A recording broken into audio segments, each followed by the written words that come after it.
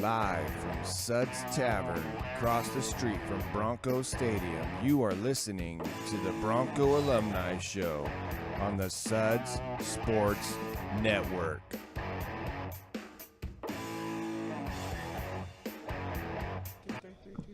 All right, hi, we're live at Suds. We're here for the First Responders Bowl. Boise State's going to be taking on Boston College for the second time in the history of these two teams today.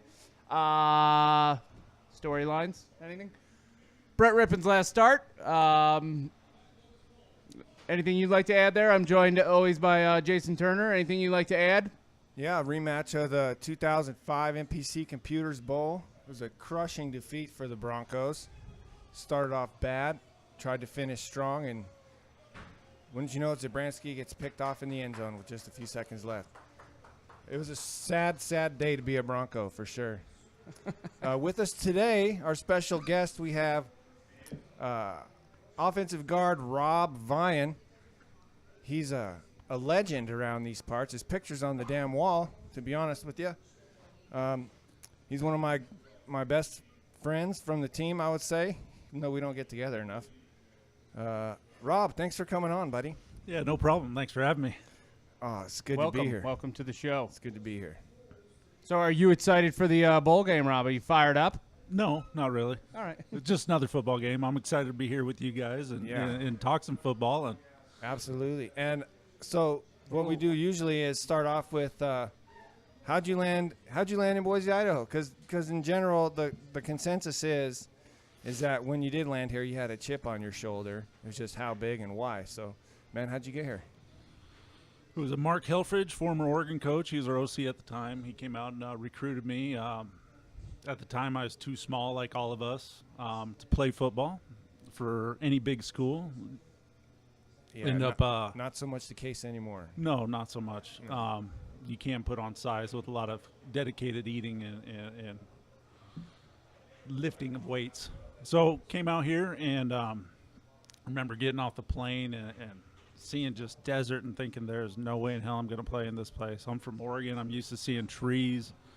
Got out, saw the city, met the people, met the players, fell in love, and been here ever since. That's pretty much the same story we hear. So what about your senior year? You want to go through like your recruiting process with me at all? Like, how did that go for you? Let's see. I was getting a few looks from Oregon, Cal, Oregon State, Idaho. Nothing really extra. Didn't want to play for losers, so that crosses out Oregon State and Idaho. Mm-hmm. Oregon came to my house. Mike Bellotti, Neil Zambucos came on a Wednesday. Came in, sat down, said, "Hey, we have a walk-on spot." I stood up, shook their hand, and gave them a hug and slapped them on the butt and said, thanks. "See ya." And then we had Helfrich come in with who was a dirt cutter at the time. Came down here, and they recruited me. At that time, I was big into Montana. I wanted to play for the Grizzly. They were winning national champions. So you like winning? I like winning. Yeah. There's nothing more fun than winning. No. And Boise State wasn't known yet for winning. My parents kind of talked me into Boise State. It was closer to home, easier for travel. So said, you know what? I like having my parents here. My dad is key to my success, and decided to play here. Great man. Great man. Yeah. Great man. He's watching the kids right now while I do this. Coming through in the clutch. Right.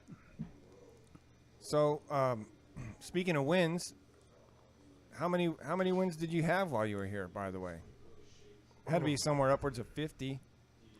I counted my high school and my college losses. Oh. High school, college losses. I think I lost 13 games in 9 years. That's a pretty good percentage. Yeah. I like it. It's easier to remember the losses. Yeah, right? yeah, when it's only 13. And I think it's somewhere around like 90 some odd wins. So beautiful. yeah, it's all about the winning. That's an A, I believe. I do believe Yeah.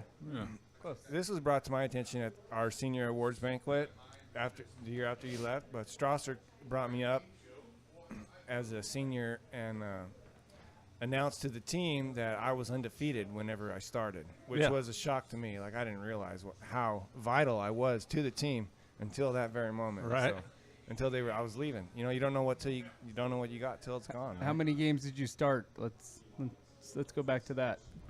Wow. 3 years worth. All right. 3 years. My freshman year, we had Keith Dilworth. He was a stud right tackle, and he blew out his ACL. And the year before, I think he leg whipped some Idaho Vandal, and unfortunately, it didn't work out. And he tore his ACL. He played the first couple games, and then he just couldn't make it a full game. So he would start, and I'd go in, and as long as we were up, I'd stay in. And I pretty much played that full year as a starter, non-starter. So the next year, it was mine. Kept it for 3 years. Oh, nice. Man, that team in 2002, I want to say that might be one of my favorite years. Was the football season of 2002 when we had that senior offensive line core of you, Huff, and Navist, and then all the players that you guys had brought in. Your recruiting class was fire. I mean, people talk about ours, but you guys had, well, especially from an O-line perspective, your class outshined us by far. Like, we had me and Doug, I think, that made it through as senior starters from our class. But you guys had Huff, Navist, and yourself. And was Derek Ollie in that class too, or was he a year ahead of you? No, actually, Navist was a year ahead. Oh, Navist was a And year. Derek was a year ahead. And Navist gray-shirted because of all his injuries. I mean, the guy looked at a football field and tore his ACL. Yeah. It's amazing. The guy was a stud, a freak athlete, fast, strong, just like, I mean, and it wasn't, just freak. Well, he did have a lot of freak accidents, stepping out of his truck, breaking his ankle on the asphalt, crumbling beneath him, and Hang clean. tears his knee, just, Pop. Heard a pop. Remember that? Yeah. Heard a pop. Yeah, he was cleaning over 400. I mean, we had a strong team, but Huff and I, we came in and we didn't have anything for O-line. I was a D lineman in high school. O-line by, de facto, the coaches made me play O-line. I wanted to play D-line. I got here and they said, hey, we'll give you a shot at D-line. I didn't have a shot. I wasn't fast enough. But I was strong enough to play some O-line. And just the camaraderie we built and we knew what we were going to do before, we did it. I knew what you're going to do. I knew what Huff's going to do. Navis is going to do. The protege, Darren College, the greatest thing ever at left tackle as a freshman. The franchise. That's it. That was a good group. And then to have what we had with, Brock in the backfield, Donnie Heck, and Dinwiddie. And our receiver core was strong, sick. dude. Just sick. All the little guys, just little undersized guys that were just nasty playmakers, just get in your face. And, yeah. Yep. It was – I remember coming out the line next to you and having Brock Forsey jump over us into the end zone like a dozen times. Oh, yeah. Senior year, at least. 23 zone was our call. That was a touchdown. Zone guaranteed. left, and he always cut it back off the right, leap right over us. You would just stone the D lineman on the line of scrimmage at the snap, and then I would just throw all my 260 pounds at his outside hip and just collapse the whole fucking thing. Make a doctor call once in a while. Oh, man. Send the guy over to the sideline. That came up last year. I mean, that came up a couple weeks ago for the Fresno State game. And I didn't know if that would be too incriminating or if we should put that out there. But if you're okay with it, I'm okay with it. I'm good with it. I own what I do, and I play to win. And it wasn't like we were malicious. We'd feel the player out. If he is a jerk, you know what? Hey, we're sending the guy to the sideline. You're done for the day. See you, bud. Thanks. Bring in somebody new. See, when I was on the line, I was always scared, like not scared, but I was always aware of the fact that I know when I get angry, I go crazy and I'll just start playing hard. You play harder when you're angry or when you have that emotion back in it. So I would always try to stay nice and calm and clean, polite, and just, give them an extra shot or two in the middle of the play. But between plays, I was all Mr. Politics. Oh, good to see you. Good play. Nice shot. Just like here at the show, Mr. Friendly. Yeah, exactly. I'm super friendly. All right. But you don't want to see producer Jason. He could be a real jerk. Oh, that's okay. for sure. Hanigan felt the wrath last week of this. of producer Jason. I for did sure. not. I did not. The wrath was given, but I never felt it. So. Yeah, you got to play the politics. I'd politic up the officials before the game. You know, you go out pregame, play catch. You'd see one on the sideline, ask them how their wife and kids were doing, and you know, hey, good to see you. And you know, but once it's game time, it's all bets are off. You know.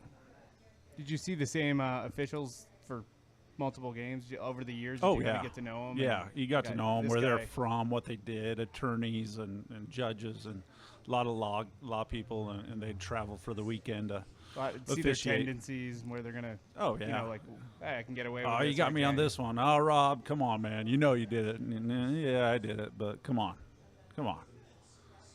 That's like Yeah. the game within the game. Yeah. The old adage, if you're not cheating, you're not trying. No, And I yeah. think the refs respect that. It's influencing. It's not cheating. It's influencing. It doesn't matter what you do as an O-lineman. If you don't do it perfectly, you're going to get your ass chewed. I mean, if you don't stone that guy in the line or drive him 15 yards, you're going to get your ass chewed. So it's kind of a culture. They create you to cheat, and then they yell at you for holding. I remember Hawkins pulling me out for holding. What the hell do you want me to do? I mean, I didn't even hold that play. I'll tell you when I held. He just called me because I held so much previously. And, you know, what do you want me to do? I'm trying. I got to protect this little guy back there. I got to protect everybody around me. That's our job as an O-lineman, is to protect and make sure these little guys succeed and get their names in the paper. So. Well, I have a question. Then. What's worse then, a holding call or a sack? A sack. Sack. Okay, Sack. so whatever you have to do. Yeah. All right, yeah. That's the ultimate sin.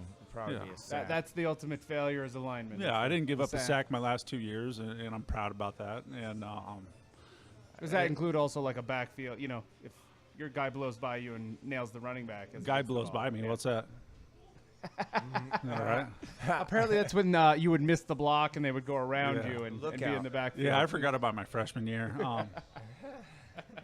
Yeah, holding's the worst. You lose a down, or a sack's the worst. You lose a down and you're backed up, and they play it on repeat constantly. A holding, they show you once, and the commentary guys, oh, look at that obvious holding. Look, that's the same thing I do every play. That's not holding. You announcer guys or quarterbacks, you don't know what goes on in the trenches. So. Well, that's the old adage. There's holding on every play. Yeah, oh, definitely is. Defense holds the crap out of the Yeah. offense, and keeps us from coming up to the second level, blocking linebackers, and But it's okay when they do it yeah. for some Well, it's reason. the extension, I think. You're allowed to kind of hold if you're tight. It's when your arm gets away from you holding. Is that? Yeah. When it's outside of the If you framework, tuck it in. I coach high school ball, and I teach my kids how to hold. I teach them how to hold properly, so they don't get caught. So I guess I teach my kids how to cheat, and I don't know. I That's don't know if technique. That's that gray area. Right. That's technique, or it's about winning. Yeah. It's about winning. They're holding, they're doing stuff that's illegal, and that's a gray area within the rules. You're right. And right, if you're holding properly, right, your hands are inside, your elbows are tight, you're pushing up on that breastplate or the shoulder pads, and it just makes them way easier to block. It ruins their their posture, and they're just going backwards. If you can get under there, I mean.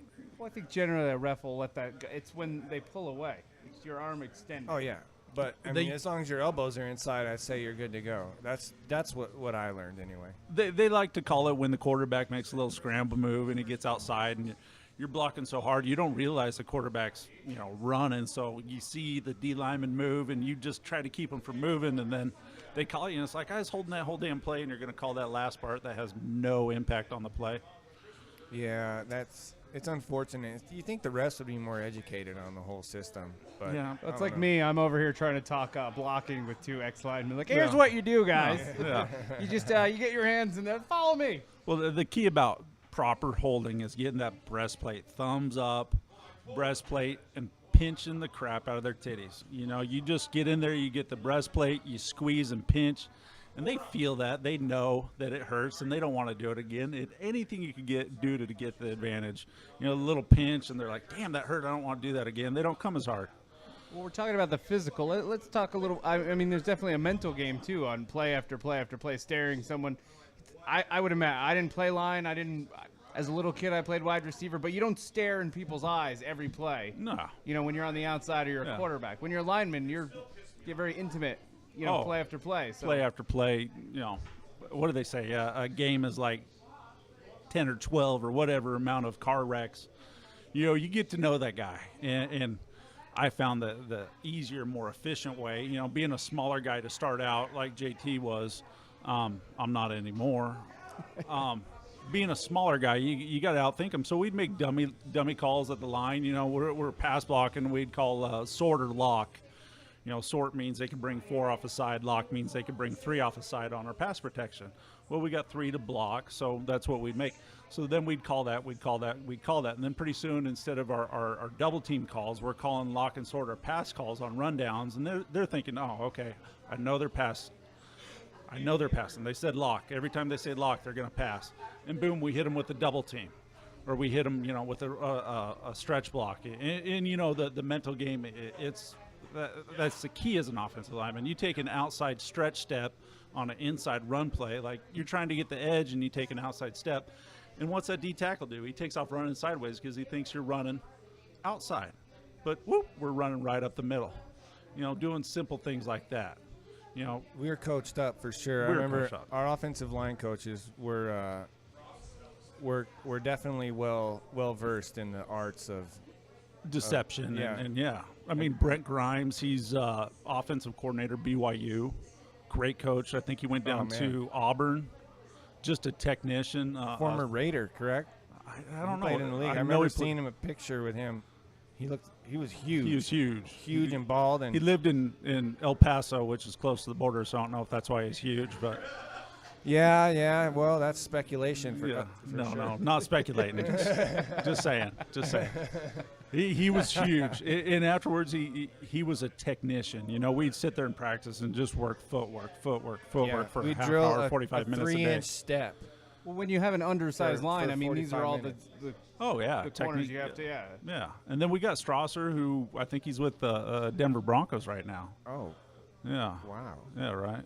And so we had some quality guys, and he was more of a guy who came into us. It was my senior year, and he was new, and he's like, hey, guys, I'm going to give you guys the keys, you and Huff and Navis. Let's do what you guys want to do, and I'll support you. And he helped us see the game from a quarterback perspective because he was a quarterback at, what was it? I'd say a great choice in offensive line coach by Dan Hawkins, to be honest with you. Yeah. I mean, losing Grimes was bad because he was so technical, but those 2 years that group spent with Coach Grimes were like invaluable for the rest of our careers at Boise State. Yeah, and he was a former Strasser. He was a former UC Davis guy, just like Peterson, Super just smart, just like Hawk. They both had the Oregon coaching ties. Hawkins at Willamette and Peterson at Oregon and Strauss at Portland State. I actually got recruited by Hawkins at Willamette. I couldn't stand Hawkins, so I told him, no way, I'll never play for you. Love it, right? So who were your coaches at Boise State then? Cutter and Hawkins. Okay. Yeah. So we always mention Cutter of the NFL currently. So currently for another week. It's football. It's hot. It happens. It's hot down happens. there. It is hot down in Tampa. But yeah, it's and it's no disrespect to Hawkins. I love what he's doing right now at UC Davis. He's winning. He's infectious. He's raw, get you going. We had some stuff back in the day that I wasn't a fan of, and I know he wasn't a fan of me with all the emails to my dad and saying, hey, you need to get your son in my line, and my dad saying, yeah, good luck with that.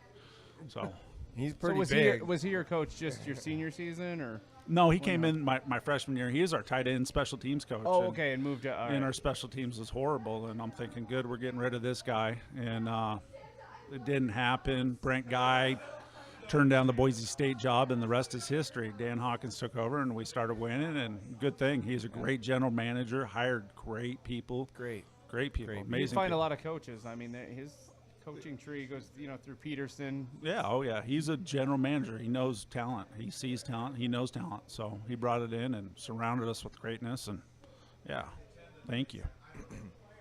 Thank you, Dan Hawkins. Love to have you on the show sometime. Did you play for Coach Hawkins there, Turner? Yeah, I did. I played for Hawkins. You guys, I'm sorry, an extra year. But you guys, same year, He was a year ahead. Rob's a year older than I am. Okay, you're Dan wiser. Hawkins, FBS Coach of the Year this year. Really? Yeah. All right. So I I think UC Davis is supposed to finish 9th or 10th in their conference. They end up making it to the semifinals. Wow. Yeah, I mean, and I think the thing that Hawkins recognizes is the cohesive group that we had that was forged, and then I would say a big part of it when I got to know everybody was that 1999 season when we lost Paul. Yeah. That brought everyone together so close. I've never been a part of a group like that before or after since. Yeah, There was I remember 100 that. dudes, 100 brothers. Yeah, it was horrible. They just pulled me out. They put Matt Hill in, who was a new test at right tackle. He was a D lineman. Matt Hill was. He wanted to play D line. That's why he came to Boise State. Washington State offered him quarterback scholarships. He wanted to play D line. Came to Boise State. We ended up screwing him, moving him to tackle. So he comes over. And Reyna goes in, we do a substitution, and I come out, and I don't know who the right guard was, but he's blocking with Matt, and they double team him, and he just kind of tripped on the turf and hit his head, and I'm on the bench, and Paul comes over and sits by me and looks at me and starts slapping his head, hey, get it off, and I'm like, oh, what's going on? You know, and I call Gary over, their head trainer, and he comes over, and boom, they rush him out of there, and this is the last time I got to talk to him. Yeah, that brought us together, though.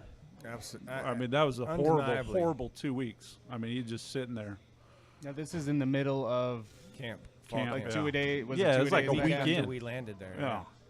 You know, we get This is the beginning of. we okay. get JT and Paul, and this is our first scrimmage, and they're both here from the same area. You guys went to the same school, right? Yes, Bishop Yeah. Lamont Yeah. in La Puente.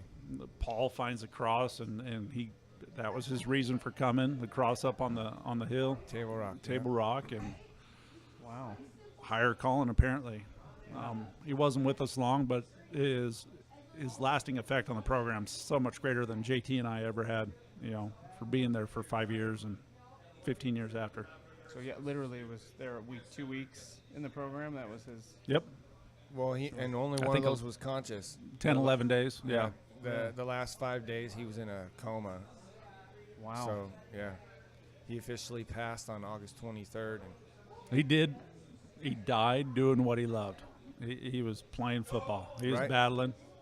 He was Right. taking on Division I offensive lineman, one who was going to be an NFL right tackle, and Matt Hill. He was taking on the best of the best, and yeah, it just went out with a blaze of glory, I guess. And it's coming up on the 20th anniversary of this. 20 years, and I have been. Well, actually, Paul's mother reached out to my mother to talk about coming up to Boise this fall to see a game or visit with the team or something. And my mom asked me because I was talking to her about the same thing about, you know, it's been 20 years. Like this person, Paul, had more of an impact on the program than anybody else. Shoot, I Paul's would mom say. probably did. Oh, yeah. Yeah. Yeah, the person who had the biggest impact. And I reached out to the Alumni Association, the director of the Alumni Association, Bart Hendricks. And I heard, we're looking into it. We'll find out. I'll let you know. And haven't heard anything since. And that was like months ago. So one thing that I want to do is really start to promote raising the funds to fly Paul's family up here for, I would say probably the home opener would be most appropriate because it's going to be the closest game at home to the time that of the incident, I guess. So That'd yeah, be great. if you can, you know, Well, isn't it? Correct me if I'm wrong. There's a plaque in the locker room. yes. There was. I haven't been in the new one, but yeah, we used to have a plaque in there. I saw a picture of it recently, and they redid it. It's not the same one, and it's not a color photo. It's like a metal laser etching on a steel plate. So, but it still has the same quote from Paul's mom on there. Remember that? Remember what it said? Be not afraid. Go out and win championships. Oh yeah, yeah. He said that at his memorial, like the day after he passed. The day after, they, forgive me for being a little morbid, but after they pulled the plug and harvested his organs, the next day was the memorial service. And she gets up on that stage in front of all these 20 18 to 23-year-old dudes, except for Udvar Haley. He was old as fuck. Yeah.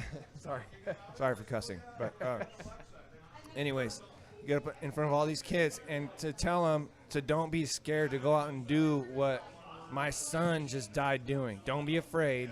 Don't worry about it. Just go out and play to win is what she told us to do. And I can't remember being more happy to follow a direct order in my entire life, to be honest with you. So if Harsin leaves, you say we should bring her in as the coach? It sounds like The rah-rah guy, probably, like the pregame speech. Yeah. Like, Oh, hey, man. look, I lost my son doing this game. You guys better win today. I mean, that'd get anybody going. what game? Can you take us through? What was the first game after? UCLA. In- Down in the same area where he is from. We did I traveled, went to that game. They did a pregame service, all of 20 minutes honoring him in the Rose Bowl. I mean, it was pretty awesome. For the kickoff, but Carolyn was honorary captain. Carolyn Guzman, Yeah. Paul's mom, was Yep. honorary captain for that game. Walked out to the field with our then free safety Marcel Yates, who's Arizona. he's at Arizona. Defensive coordinator. Yeah, coordinator, he's Arizona defense coordinator, yes. So that whole team was just full of amazing human beings. And I'd say a lot of us became better people for having gone through that. And it really inspired the culture at Boise State for the next 10 years at least, with the coaches having mandatory team building exercises, first day of camp. You get to know everybody as soon as they come in. People getting called out in meetings. Hey, what's his name? What's his name? It's like the name game, and everybody's trying to figure out who your teammates are, because that's who you're going out on the field with, and that's who's going to put themselves down for you. And if they don't put themselves and their life and their body on the line for you, then we're not going to win games. And that's what everybody just wanted to do, was just win games after that. Yeah, they're getting to know your teammates. It sounds, obvious, but as a junior, senior, or even a sophomore or freshman, you got these true freshmen coming in. They want to take your job, so you shun them, you push them away, you don't look at them, you don't talk to them, and that changed. I mean, I saw it when I went to the NFL. I saw it when I played in Canada. The players they push you away because they know you're there to take their job. Well, Boise State did a great job of getting rid of that, and that helped in our recruiting. I remember recruiting trips of just hanging out with a guy in my truck and just talking and listening to Leonard Skinner. That was a recruiting trip. Just getting to know the people, showing them that you care, not like, hey, I'm going to take you to a party and you're going to get messed up, but actually showing that you care. Well, I think it's also a little easier in college. Aside the no money, when you're leaving, you can't play anymore. The date you can't play anymore. Yeah, but you're a player, you're an athlete, you're a type A personality. This is your spot. Nobody's going to take it. Nobody wants that. But treating everybody with the same respect, our number one string to number 8 string, it didn't matter who, they were all on the same level. And that was key to developing our family and the bond we had. And the fact that we were clearly playing for each other and not for a coach or a school or even, I don't know. It just felt like this is what we do. We go out. I'm gonna go 100% on every play for him, not for coach, not to get playing time, not to score a touchdown, not to even win the game. Just this is my squad. I see your squad over there. Let's see what happens, right? Let's just throw down and see what happens. And I believe that football it's not even a sport anymore. It used to be. It could have been classified as like a combat sport. It's a war out there. There's nothing closer probably to a war than maybe a football game. The violence, the speed that it all happens at, the quick decision making. I mean, you have infantry, that's your guys up front, your line, defensive line, cavalry, your running backs and your linebackers, and you got the Air Force, right? That's your wide receivers and quarterback. It's a perfect analogy in my opinion. And and we found out that there, not only is it a fun game, a war game to play, but there's actually lives on the line in this thing. So it just motivated us and brought that team together, and that's all I have to say about that. I mean, there's no more example of live in the moment. You may never be here again than, I mean, what you guys went through as a team. You got to play every down like it's your last down, and that's cliche or whatever they say, but it's so true. And you got to live every moment like it's your last moment. And I tell my kids right now, in practice, that could be your last rep ever, and you gave me that crappy effort. You're going to be proud of that. If you got hurt and tore your knee on that crappy play, you're going to be proud about that? No. Play, each rep like it's your last rep ever. Live each day like it's your last day ever. Enjoy it, love it. You know, going back to the war analogy, you see those Navy helmets. Last year, they had that, like the battleship for the O-linemen, the jets for the receivers. Oh, man, they're sweet. And it is a war analogy. It's the only sport where you can break every law and not get in trouble. I love it. You know, I was a troublemaker in high school, troublemaker in college, misunderstood, whatever, but I wanted to win, and I wanted everybody around me to succeed, and I wanted everybody around me to be taken care of, and that's what I did on the field, and that's what we did on the field as a group, was we took care of everybody. And that was our goal as O-linemen. I want to see Brock Forsey succeed. I want to see him break that record. I want to see Dinwiddie succeed. I want to see everybody succeed, and that was our job, and that's the great thing about being an O-lineman.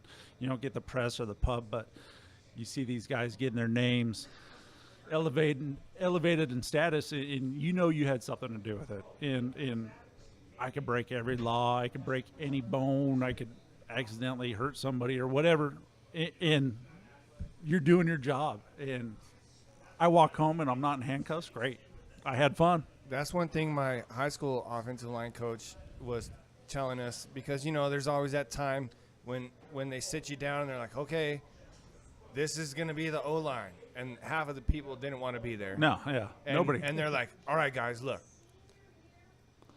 We're gonna be offensive linemen. We're not going to get our names in the paper. We're not going to score touchdowns or catch passes. But he's like, you can do anything in the field within the rules, and what you do to that person would be considered assault under any other circumstances in this country, on the planet. So think about it like that. You have a free pass to basically beat people up, which is every teenage boy's dream, I would say. Right. A lot of testosterone, type A personalities, wanting to prove. Yeah. I think you guys don't make a good point on any level, whether it's high school, Pop Warner, whatever, college, pro. It's the teams that come together as the season goes on that usually are the successful team. It's not a bunch of talented guys that don't like each other. It's the teams that have fun. Yeah. You know, I coach the Optimists. I coach the Pee-wees, and I don't care about the score. I want them to have fun. But guess what? How do you have fun? Winning. Winning. Yeah. Winning is fun. Winning, exactly. You put points up, you a lot score. Of people are forgetting to teach kids that winning is fun. Winning still. matters. And you see that in kids. Like I said, I coach, and in today's society, a lot of parents and people, everybody gets a trophy. Yeah, no. You know, my Optimist teams, my Pee-wee teams, my flag teams, we don't get trophies if we're bad. We just have fun. You know, we have as much fun as possible. But no, you don't get a trophy because you lost every game. You guys are horrible. But I love you and you had fun. That's all that matters. You know. No, that's, I mean, listen, when you get a job and you're an adult, if everybody gets the same salary, then everybody should get a trophy. Right. Until they change the salary structure, I'm against the trophies. Right, yeah. Because you're competing. No matter what you do, you're competing as an adult. So. And when you're out there playing for your teammates and giving that maximum effort for your teammates every play, that's not only fun, because when you're doing that, you usually get results, you know, but it's also a good way to keep from getting hurt. Most guys, when they get hurt, they're slacking off at the end of some play, or not finishing, or lineman, you stop your feet in the hole. There goes your ACL. You're done, man. So Brock Forsey hits you in the spine with his helmet. That hurts. Don't stop your feet. Keep moving. Them. Yeah, exactly. Your effort can help you prevent yourself from getting hurt as well. So. Well, yes, we've talked a lot about the past today. Let's move into the future now. Rob, you said you were coaching. What are you currently doing? I coach at Capitol High School. Okay. I coach offensive line there. This year, you know, like you said, JT just previously touched on, you got a lot of kids that don't want to play O-line. This year I had a He was a backup strong safety, and I had a backup outside linebacker. Both seniors, both ended up starting for me on the O-line, both around 200 pounds. One of them took home all-league honors as a right tackle. The other one was just an amazing right guard, just a great athlete, you know. And you take these guys, and at the end of the year, I didn't realize how much fun O-line was. Yeah, I didn't either. Oh, it's a blast, man. You don't come off the field. The only people that come off the field, everybody. The only people that don't, quarterback, O-lineman. D-linemen come off the field. Linebackers come off the field. Safeties come off the field. Receivers, running back, tight ends, everybody. I don't come off the field. Unless it's blowout status. Even blowout status. You know, you travel on the road, and who would volunteer to stay in? Hey, Coach Strauss would look at us, hey, who wants to stay in? I do. I want to play with these guys. I want to play with the Kishpaw twins. I want to play with MJ. I want to play with Doug. You know, I want to play with these guys. These guys are the dudes I practice with. Yeah, this might be my last day playing. I'm going to play with these guys. I'm going to get as much football as possible. That's the attitude to have right there. Right. Now, as far as you're both linemen, the current team, do you follow the team? Do you see any standouts? Do you see anybody that catches your eye on the line? Oh, I follow them. And being from Boise, the Ojukwu kid from Boise High, I remember I coached track. I saw him throwing discus and shot. He's a little skinny guy. He grew up, got big, got tall. He didn't get big. He was, 6'5", 6'6", 220 pounds in high school, and starting as a freshman. The guy's a baller at right tackle. I love that kid. He is an athlete. The rest of the guys, yeah, I think they're maybe we're running the wrong scheme for them. I think they're downhill runners, and I think we've seen that the last couple weeks of they're downhill run blocking dudes. They're not the agile pass blocking guys, but they're the beefy dudes that road grade. And we've been calling a lot more run game stuff, which is contradictory to Boise State. We want to air it out and score a lot of points, but the coaching staff's adjusted.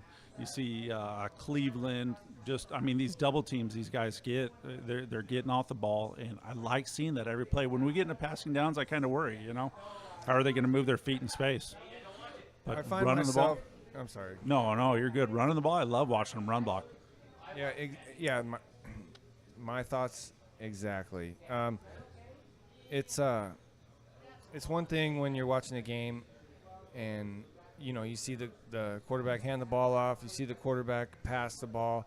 Basically, the camera's focused on where the ball is, and it's really hard because the cameraman does that on purpose because that's what's important, the ball. But if you sit down and watch the game and just focus on the box, tackle to tackle, whatever,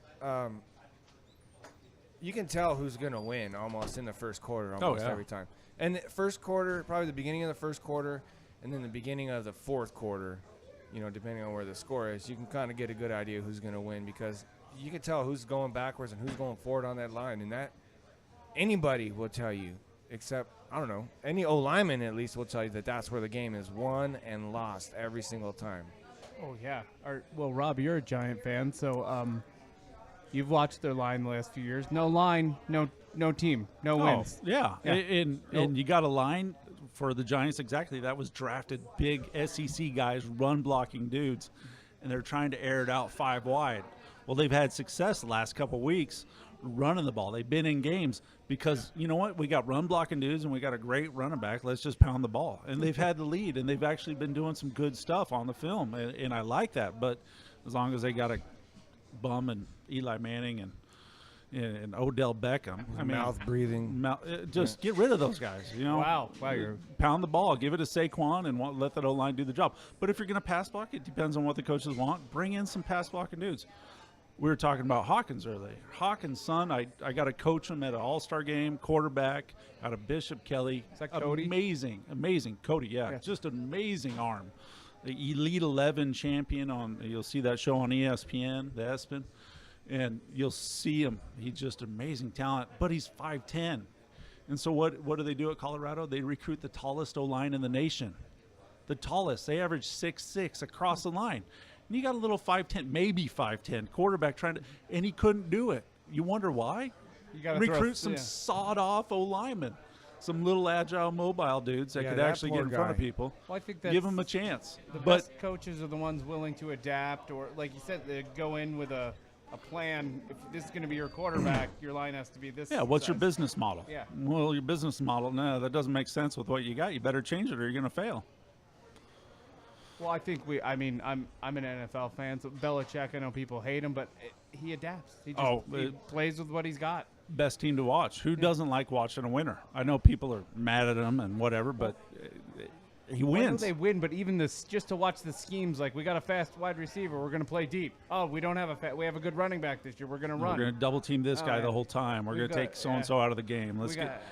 It's fun to watch teams adapt, to what they have and become successful in different ways. So yeah, definitely. I think that happens at some of the big time NCAA teams where they just recruit athletes and they get away from coaching them so much, and that's one benefit that we had coming up through Boise State is we were not going to land. The staff knew we were not going to land primetime 4-star recruits, so they recruited coaches that were good at coaching and real technical people, real good, like good, strong personalities that attracted players to them, and that because not only do you have to have the technique, but you also have to be able to get your players to buy in. So if you're a good coach and you know a lot of great techniques and all the angles in the world, but you're essentially a dick, like no one's going to want to play for you, and they're not going to do what you tell them because that's just how people are. It's human nature, I guess.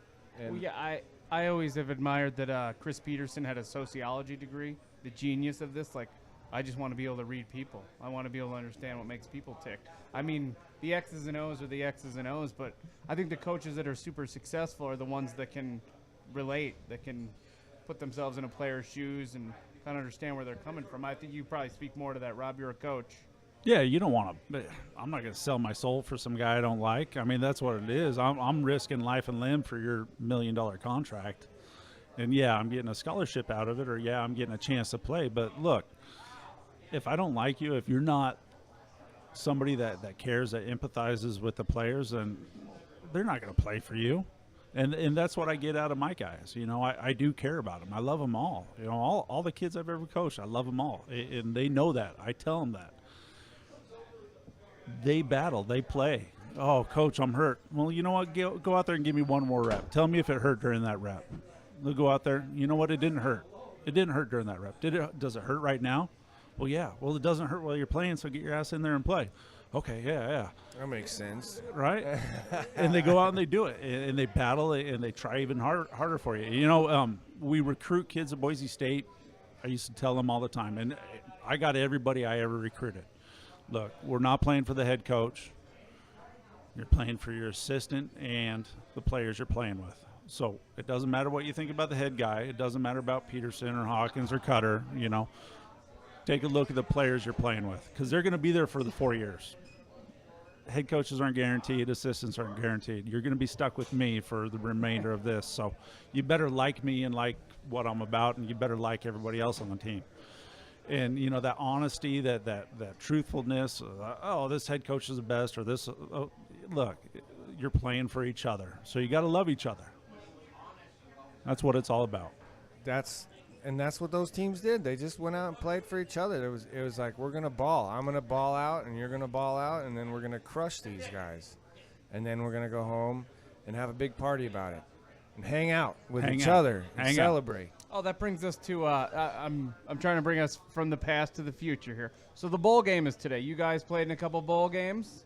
Yes, sir. Take us through what a bowl game's like to play in. I mean, you get on a plane, you're a young kid, you fly somewhere, you got to keep it together for 3 days. I'd never had that opportunity. I was always here for Christmas in Boise, which is great, but I did miss out on that. Now, Turner here, he had another opportunity. I actually got to fly and watch him play in Dallas at the Fort Worth Bowl. That was awesome. They got to travel. That was a good game. Yeah, it was. Man, they left it on the foot of the kicker, and that's never a good thing. No. We found that out. TCU. Patterson? Yeah. So did you get any swag at your bowl game? Were they Oh, doing you got that the back trinkets. I got the stuff in my sock drawer. Some, a little Swiss Army knife with H Bowl on it, or a watch, or then? whatever. They've come a little further or since then. T-shirt or bag. I don't know what they get anymore, I but see the yeah. kid, they There get, was like, always the rumor. Xboxes now and Yeah, headphones, a car or and, whatever. Yeah, salary. Yeah. Yeah. We'd always hear about what team got what for their bowl. Oh, they're giving PlayStations away at the Cotton Bowl. Oh, my boy at Oregon got this and this Yeah. and this, and screw your We boy. didn't get none of that stuff. We got some sweet sweats. Remember Sweats. those Oh, is plastic this- warm-ups they got us? That Yeah, one? I still have them. They Yeah. don't fit still, but whatever. Is this the potato? Well, now That known was as the potato bowl. humanitarian, the The H humanitarian Bowl, yeah, the famous Idaho humanitarian potato bowl. NPC. So or no, would you what say was that bowl created? Crucial.com. Remember the Yeah, Crucial.com whatever that was. humanitarian I bowl? think they're out in Nampa, that business, if they're still around. I thought they were an offshoot of Micron. Yeah. And Something how- like that. Did you play in this several years in a row in this bowl game? Is this? I think I staple? got 2 of them. Okay. Our junior year, I think we took second in our league, and we didn't get it based on a tiebreaker, which was our bad as Boise State when you lose to Rice. Ugh. Was it La Tech too? La Tech. Yeah. Ugh. Ruston, Teams that you should just. Louisiana. But you go to those places and you're like, how do I get up for this game? And O-linemen, you don't have a problem getting up. You get up for every battle, every down. But like receivers and quarter, they don't get up for that stuff. It's hard. They like performing and getting recognition, Yeah. right? So if the stadium's half empty, they're like, oh, what are we here for? Played Arkansas State my junior year, I think, at Arkansas State, pouring rain, and we called timeout, and we go over to the sideline, and I count the fans in the stadium, and there's 70 some odd fans in the whole stadium. Or what was it? 30,000, 35, 40, something like that. Oh yeah, it's a decent sized stadium. So you go and play Rice, which holds like 75,000 at their stadium, and you got a couple hundred in there, and they're Ivy League type kids are smart, and they're throwing bombs on you. Like, I got to think about that one. Like, they're trash talking you, and it takes you a minute to figure out their trash talk. Yeah. Shit, I'm in trouble. So you better be kicking butt on the field because you don't want those smart kids talking trash to you. Yeah, I remember there was a couple of good ones that came down from the crowd. Well, who's on the team that year? It was like there was some good jokes about Gilligan and Nurse. Oh, they were ruthless. Like, Yeah. math equations. Hold on. Let me get a calculator. Let me call it the professor. So- Versus like Fresno State, where you go and there are a bunch of mouth breathers down there, and they're throwing beer bottles at you and cussing at you, and you're like, oh, we got these guys. They're idiots. But bowl-wise, Oh. swag, we didn't get much. The fact that we were playing on the blue, for me, that was a big thing. And the ring, too. The ring that came with it. The that's bling always was nice. Wait, you get a ring for winning or going? Going, I think. But Conference championship ring. Conference okay. Yeah. So it's a trophy for winning something, is what you're saying. Yeah. As opposed not to for now, losing. I wonder now if they just give everybody a ring. Probably. Yeah. Yeah. well, but the rings come out after the bowl game, so they incorporated a humanitarian bowl champion design, didn't they, or was it just a conference champion? I couldn't Oh, remember. so they remember put either. that in there as like a little extra. I think maybe. I don't know. We'll have to get the fact checker on You get a that couple one. players on the team and they design it, and you're like, oh, this is way too gaudy, or nobody's completely happy. But 20 years down the line, you look in your sock drawer and you're like, oh, I got 2 out of my 3 rings. Cool. These are nice. awesome. You share your kids, and you try to find the other, and you're like, I got the memories. That's all that matter. Well, I hate to jump in here, but before the game, the Boise State Boston College game, First Responders Bowl is about to start. Any predictions over there? We pound the ground. We're gonna dominate. Just up the middle all I'm day long? confident. The play calling's key. We got to pound the ground to hit the deep routes. For Rip to have a good day and not get that pass pressure like he did in Oklahoma, we got to be able to run the ball. And we lost Mahomes today. I don't think that's going to be a huge deal, 'cause I'm pretty sure it's our running back's last game at Boise State. I'm not sure if he's declared yet. So you know what? Ride him, run him, use him, abuse him. Let 'em- yeah. Oh, man, did you see the So, shot he took in the Mountain West Championship game? Ooh, yeah. That guy takes some hits. Oh, man. That gives me that. Well, they took his helmet, didn't they, for a play? And Yeah. They hit his Yeah. helmet. I definitely was. Yeah, and Fresno knew our run game was what's going to win it. So what did they do? They packed the box. We're sitting at the San Diego game, my dad and I, and halfway through the first quarter, I'm like, we're going to lose. we might as well leave. And he was, I have faith. I was like, nope, we're not going to do it. You could tell, like JT said earlier in the show, we could tell as O-linemen, how the game's going to go. And which line's pushing which line around. Well, they're getting pressure, and we haven't schemed this defense. We can't pick up anything. They're twisting, they're moving, they're killing our double teams. We're not going to have success today unless we come up with a total change. And coaches don't like to change. They like to do what they do because that's what they get paid for. But no, I saw that in the Fresno game with the blocked kick. I mean, there was just no change in protection. Oh no! I'm going just an extra step, something. Because in the coach's mind, that player didn't execute. Yeah, it's always the player's fault. That's how? Okay. Yeah, Oklahoma State, when we get 9 punts blocked, that was the personal protector's job. Those 3 little guys that were getting hit by 12 Oklahoma State future NFL players. Yeah, full runs, and you got a 240-pounder. You might want to check out your scheme. You might want to change some things. Chip him, slow him down a little. Yeah, let's change some stuff up. But ooh, nice reception. Ooh. As an undersized offensive tackle, I completely relate with that personal protector, by the way. Yeah. The guy getting a full head of steam, 5 yards, and then he weighs the same as you, but he's faster. And then you're running backwards, and it's difficult job. That's for sure. I can relate. It's not the personal protector's fault. No, he's trying. Coaches who are yelling at kids for not trying, almost they're trying. Off. The game has started. It's getting loud in here. The game started. Yeah, BC's got one of the top cornerbacks in the nation. I think it's this kid who almost picks it off right here. Wow. Yeah, I think he's got 7 or 8 picks on the year. That's just you got that wide, and all the colleges do it. They throw that wide kind of swing screen out to the side. That's telling me right now that they don't have faith in the run game. You're giving it to a little receiver to get 3 or 4 yards. You know what? Let's start setting the tempo. Let's start putting bodies on bodies, and let's start punishing people like Boise State does. We're strong. We're big. We're blue collar. Hence the blue collar on the shirt, and here comes the run game. Get up the field. No, they're going outside. Let's pound the ground. Let's smash some people for a while. Let's set the tempo. I like it, yeah. So, have you watched much of Alexander Madison this season? He's had a couple of stellar games, a couple of 200-yard games, and I think he hit the 1,000-yard mark last game. I believe so, yes. I know it's all about he can't run without his offensive line, obviously, but do you like his style?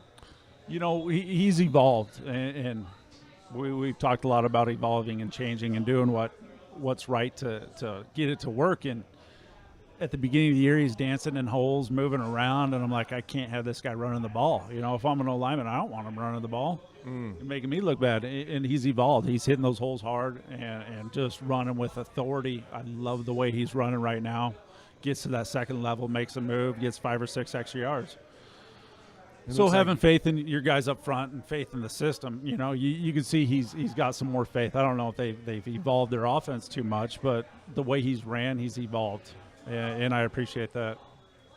Well, Rob, I have a question. As far as there's the last 3 or 4 Boise State running backs, or I think still in the NFL. I mean, they've all played significant time in the NFL. Do you attribute that to they're getting a better caliber running back, or just the fact that these guys get to come run behind what's a line that knows what they're doing, a line that's it's 5 people as opposed to 1 or 2?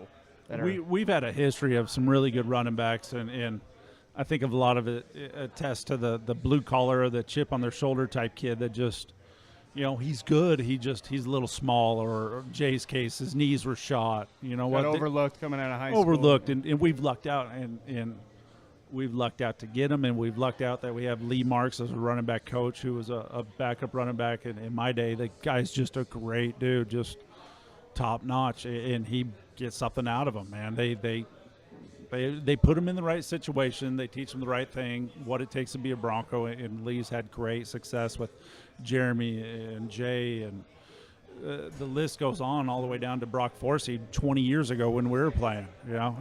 We just had some really good running backs that just run Brock hard. Brock was in the league, right? Chicago. Yeah, Chicago. Had a 100-yard game for the Bears. Yeah, I think he had 100. Yeah. Mm-hmm. Lee Marks, also former assistant strength coach for the Broncos. Under Jeff Pittman, working under Pittman. And so he's pounding that work ethic into those guys. And running downhill, obviously. If you can take a guy in a few short months from dancing in the hole and convince him to hit the ball hard and trust his guys up front. That's a good coaching right there. Didn't they take Doug Martin from the linebacker?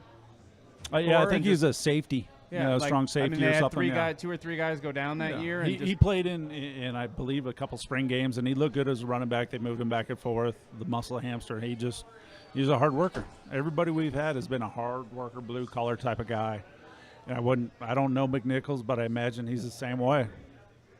Just falls in the mold of busting his ass. He was right after Martin McNichols, was he, or yeah, one in between? I believe so. Yeah. I mean, a lot of motivate when the guy before you goes in the first round. Right. I think you're to be a backup to a guy who gets selected in the first rounds. That's all right. Yeah, that's got to motivate you a little for the next year. Like, wait, maybe it's my turn. Yeah. And again, a guy coming out of Boise State at running back, he's going to be willing to sell out and block too, because that's a big part of our game. You got to be able to pick that extra man up, and those guys just do a great job at that. So do the trickeration, just whatever they ask you, you got to do it. And you get a lot of running backs that don't want to be in there for all 3 downs.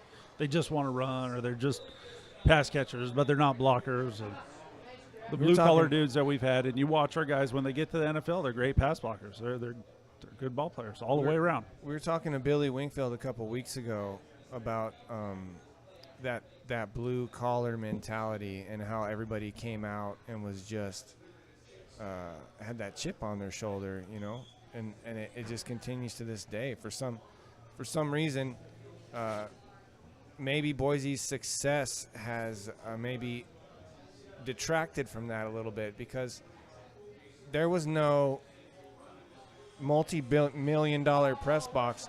I mean, it was a Cracker Jack box sitting up there on top of the stadium. There was none of the bells and whistles that come with the program now. Our weight room was 25, 30 years old. I remember tightening up the dumbbells before we dumbbell press or whatever, so the weights wouldn't fall off on your face. I remember going into a team meeting, my first team meeting in an old smelly wrestling room in the varsity center, attached running to to the river and picking up rocks so we could lift with the rocks. I was not there tires. under Joe Ken. Old Rocky that was IV the old style? Joe Ken house trick. He was gone before I left. My prediction is not looking good so far. It's BC early yet. rushes in on the quarterback scramble. They've got all of 27 people in the stands, and they're expecting, I think, tornadoes possibly, so anything could happen. All right, well, should we I'm sorry to jump in there. Should we think about wrapping this up as we might want to watch some of the game? Or Rob, I believe you said you were turning into a pumpkin at 12, and it's just past 11:40 now. Yeah, so there's one question, Mr. Turner, you always ask our guests. Well, we didn't get an official. We need a score. So what? BSU's plus? Are they still plus 3 or 2? It was 2.5 when I saw yesterday. This morning, yeah. I'll still take Boise State, even though they're What's down your 10 score right now. What's your score? Oh, let's go 35-17, Boise State. So that would be the under as well. I think the over-under was at 55. 50, yeah, somewhere around there. Okay, so Rob's going with cover and under. You got to go with tradition. Yeah, that's what happened. Yeah. I'm going to say we're going to cover, and we're going to bust the spread open too. So I'm going to say 30, 31, 25. Oh, really? Is that what you're going with? All right. I'm going, as always, they're not going to cover. 24-23 in the reverse, kind of what happened in the MPC Bowl. Boise State wins by a point this time. How about that? Fair enough. I like it. Changing it up. So far, John's 0 for everything. I have not predicted anything correct. Last I said they would win against Fresno. That obviously didn't happen. And well, listen, I'd like to tell everybody that's listening, I make a lot of mistakes, and you can call me, you can text me, you can email me, and let me know about all the mistakes I make. If you're real good at it and catch all of them, we got a job for you. It doesn't pay much at all, though. So hit us on Insta chat. All right, so what's your last question? You ask every guest. Oh, every guest gets a question. Rob Vian, who do you want to see or hear from on this show next? It can be local. It can be out of town. We can try our best to get a hold of them and get them in on a phone interview, because we are tech savvy around here. You had RD and Billy on it. Yeah, Artie and Billy so far. Greg Sasser, Greg Sasser, East Junior High, football coach, OC, DC, equipment manager at East Junior High. The guy is hilarious. He knows his stuff. Blue collar all the way. former walk-on, Former walk-on. I played elementary school basketball with the dude. The guy special is legit. teams guru. Oh, finally, somebody that won't have a recruitment story. They just came here, showed up. Yeah, he No, just I came guarantee here. you he was recruited. We're pampered like you guys, brought in on the jets and everything else, wined and dined. He's the guy who created Dan Hawkins. He created Hawkins. Oh, He yeah. created his quotes. He created the pregame speeches and all the hype. Before there's Hawkins, there was Greg Sasser. You could say Hawkins was Sasser was almost Hawkins like muse. Like he took every page from Sasser's book. Oh, stole everything. Yeah. I mean, he used to give Sasser like a 5-minute video edit. He should give him a portion of his check that he's been cashing in on for 20 years. That's but whatever. never going to happen. He's a teacher, and he doesn't deserve to get paid anything. Right. So, yeah, Sass would be awesome. He'd be a great one. We got a lot of good talent in this valley that you guys could reach out to, but he's just a funny guy. You know, okay, so you're pretty solid on that's the one person you want to throw. A lot of people have been throwing out 3 names. Oh, in town, you got Anywhere. We've got a phone. Oh, We've yeah, got- yeah, true.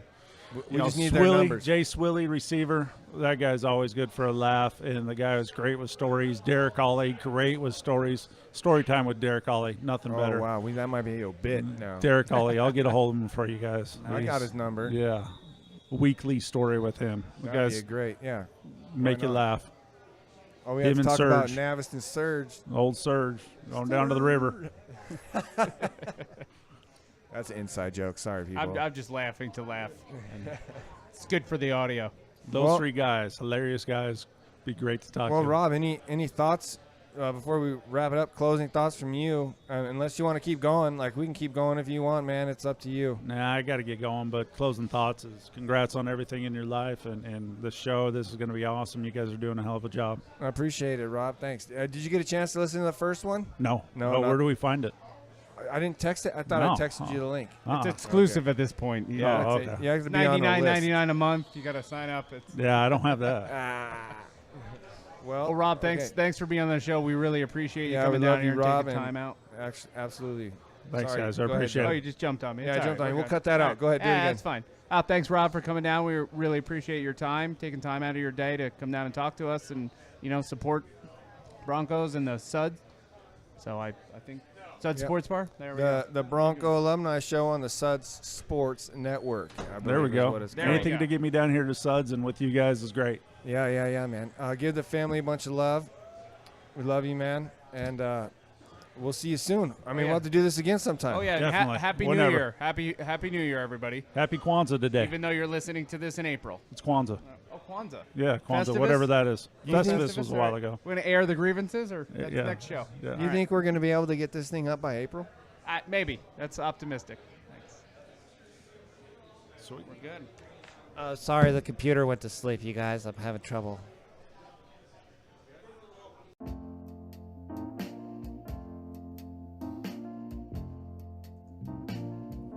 Special thanks going out to our sponsors.